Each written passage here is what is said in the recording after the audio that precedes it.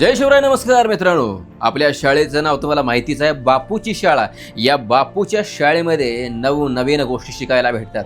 आजची गोष्ट फार निराळी आहे, अनेक लोकांच्या नजरेस पडलेली आहे आणि या नजरेला पडलेल्या गोष्टीला उत्तर त्यांना मिळालेलं नाही आणि हे उत्तर शोधण्याचा प्रयत्न आपण आज करणार आहोत. मित्रांनो, आजचा जो व्हिडिओ आहे तो तुमच्या रिलेटेडच आहे, तुमच्या आसपासच्या मित्रांच्या रिलेटेड आहे आणि तुमच्या मित्रांच्या बाबतीत हे घडलेलं आहे.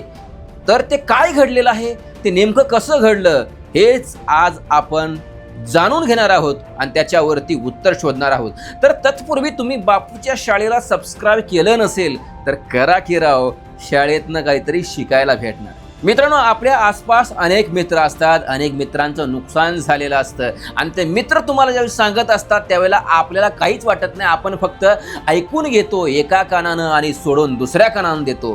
पण ज्या वेळेला प्रत्यक्षात अशीच घटना आपल्या बाबतीत घडते त्यावेळेला मात्र आपलं धाबं धनांना जातं आणि ज्याच्या बाबतीत घडलं होतं आपण त्याला जाऊन भेटतो. आता नेमकं काय घडतंय मित्रांनो, हल्ली आपल्याला पैसा पाहिजे, म्हणजे पैसा हवा आहे आणि पैसा असा अनलिमिटेड पाहिजे. मग काय करतो माहिती आहे, एखाद्या गोष्टीचं ज्या वेळेला आपल्याला फिरायला जायचं आहे किंवा काहीतरी करायचं आहे, काहीतरी गोष्टी खरेदी करायच्या आहेत, मोबाईल घ्यायचा आहे, मग आपण काय करतो, आपल्याकडे थोडे तितके पैसे जमवलेले असतात, ते पैसे आपण खर्ची करतो.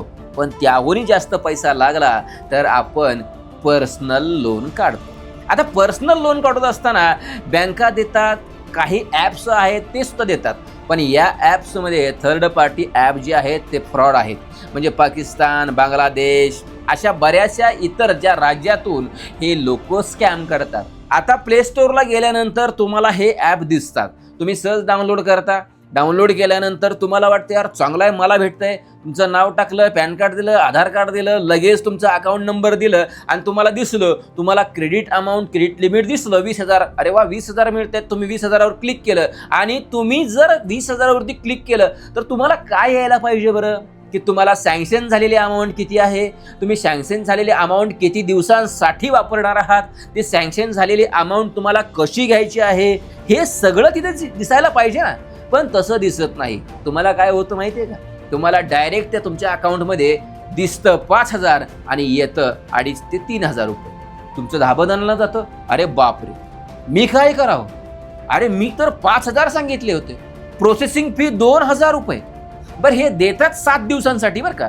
आता गंमत बघा, हे फ्रॉड लोनवाले ॲप्लिकेशनवरून 7 दिवसांसाठी लोन देतात आणि 7 दिवसांसाठी लोन दिलं की 7 दिवस पूर्ण होण्याच्या अगोदरच तुम्हाला मेसेज पाठवायला सुरुवात करतात.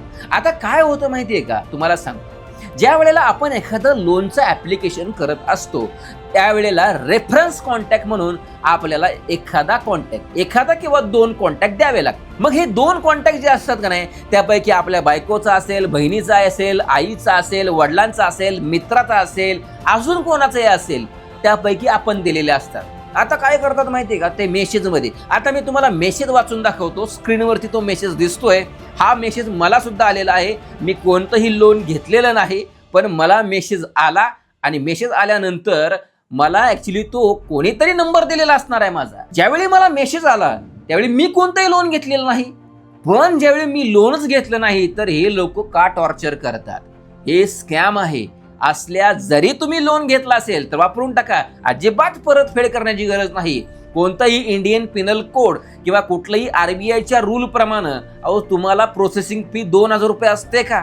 काय म्हणतायत बघा, dear customer, this is the second time today to remind you, please repay in time, but we have not received any repayment from you so far. Now we solemnly remind you that your loan has overdue for 1 day.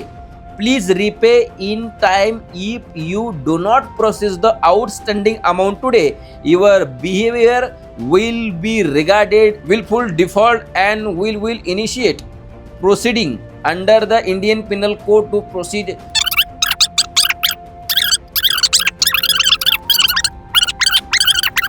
म्हणजे ह्यांच्या म्हणण्याचा उद्देश काय आहे की तुम्ही जर तुमचं लोन जे काय ओव्हरड्यू झालेलं आहे ते जर भरलं नाही तर आमचे काही कलेक्शनचे जे पर्सन आहेत ते तुमच्या घरी येतील, तुमच्या फॅमिलीला त्रास देतील, तुमच्या घरात राहतील, तुमच्या घरात राहून तुमच्या फॅमिलीला त्रास देतील, मित्रांना त्रास देतील. एवढी डेअरिंग हे तुमच्या RBIच्या रूल प्रमाणे आहे का? बर, आपण यातनं सावधानता काय बाळगावी? या अशा मेसेजला उत्तर द्यायचं नाही, आणि जर असे मेसेज आले ना पहिले ब्लॉक करून टाकायचे, यांना उत्तर द्यायचं नाही. ये घरी आला का नाही, घरी आपण बघू काय करायचं. घरी आला आसपासचे 2 बोलवा तुडवा, पण अशा लोकांच्या प्रकाराला बळी पडायचं नाही. का तर हा स्कॅम आहे.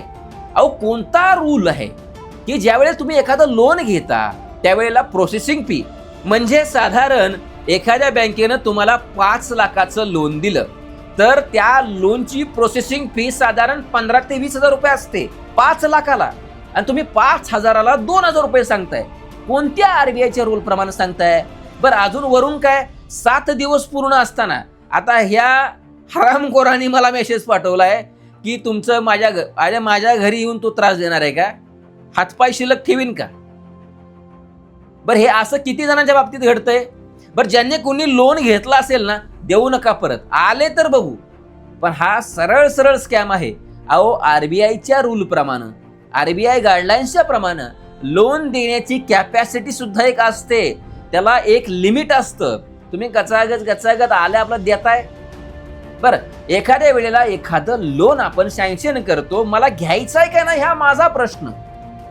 मी तुम्हाला लोनचं ऍप्लिकेशन केलंय, तुम्ही सँक्शन झालेली अमाऊंट डायरेक्ट डिस्प्ले करताय आणि डायरेक्ट डिपॉझिट करताय अकाउंटला, आणि वरून मेसेज काय पाठवताय की ओव्हरड्यू झालंय, घरी येऊ, याला त्रास देऊ. अशा फसव्या प्रकाराला बळी पडायचं नाही, आणि हे जे प्रकार होत आहेत त्याला अजिबात घाबरायचं नाही. सरळ सरळ तुम्हाला सांगतो, जर घेतला असेल लोन, ऍप्लिकेशन डिलीट करून टाका, आणि आले फोन तर त्याला उत्तर द्या. सरळ उत्तर द्यायचं. जर म्हटला का नाही तुझ्यावरती गुन्हा दाखल कर, बिंदास्त कर, मला नाही माहिती, मी ऍप्लिकेशन केलंच नाही, तो मी नव्हेच. कारण असे स्कॅम होत आहेत, आणि अशा स्कॅम मध्ये बऱ्याच जणांचं नुकसान झालंय. ते सरळ सरळ फोन करतायत आणि सांगतायत की आजची आज रिपेमेंट भरा, नाही तर तुमचं असं करू तसं करू, बरेचसे कांदा लसूण सांगतात, आणि मग तुम्ही घाबरले जाता. अरे मग माझं क्रेडिट स्कोअर खाली येईल. अहो, ह्यांच्याकडे क्रेडिट स्कोअर असायला, खाली करायला हे पहिले भारतातील आहेत का ते तर पाहिलं पाहिजे. ज्या नंबरवरनं हे आपल्याला मेसेज करतात हा एकतर पाकिस्तानी नाही तर बांगलादेशी असतो. बरं, आपण याच्यामध्ये सावध काय राहिलं पाहिजे माहितीये? कुठलंही पर्सनल लोन काढताना, कुठल्याही पद्धतीचं पर्सनल लोन घेताना आपण खरंच ते लोन घेण्यासाठी सक्षम आहोत का? ते लोन जे देणारे कंपनी आहे ती भारतीय आहे का? ती कंपनी त्या लायकीची आहे का? हे तपासलं पाहिजे.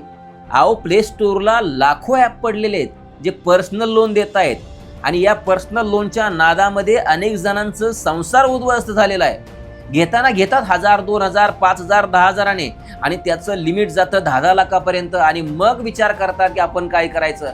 मग त्यांचा फाशीचा पंधा गळ्यापर्यंत येतो. म्हणून सांगण्याचं तात्पर्य एवढंच आहे की अशा फसव्या लोकांपासून सावध राहा. जर तुम्हाला कुठली बँक लोन देत असेल तर ते अवश्य घ्या, कारण ती तुमची बँक आहे. त्या बँकेने तुमचा क्रेडिट स्कोअर पाहिलेला असतो, तुमचं सगळं काही पडताळून पाहिलेलं असतं, आणि त्याच्यामुळंच तुम्हाला ती बँक लोन देत असते. आणि जर असं झालं नाही, आणि जर तुमच्या सिबिलवरती काही इफेक्ट असेल किंवा तुमचे हप्ते बाउन्स असतील तर कुठलीही बँक तुम्हाला लोन देत नाही. आणि असं असताना एखादं ॲप्लिकेशन तुम्हाला फुकट लोन देतं, तुम्ही वापरता, आणि पुन्हा मग ते 5चे 10, 10चे 15, 15चे 20, अहो 5,000चे कधी लाख झालेले कळत नाहीत आपल्याला, आणि मग आपण पोलिसात धाव घेतो. आपल्या जीवावरती काहीतरी येईल असं काहीही करू नका. फक्त जर असं कोणाचं झालं असेल तर बिनधास्त राहा, असल्या ॲप्लिकेशनला उत्तर देऊ नका, आणि जरी कोणाचा फोन आला तर त्याला कोल्हापुरी पायतान काढायचं, खनखन गालात वाजवायचं समोर आला की.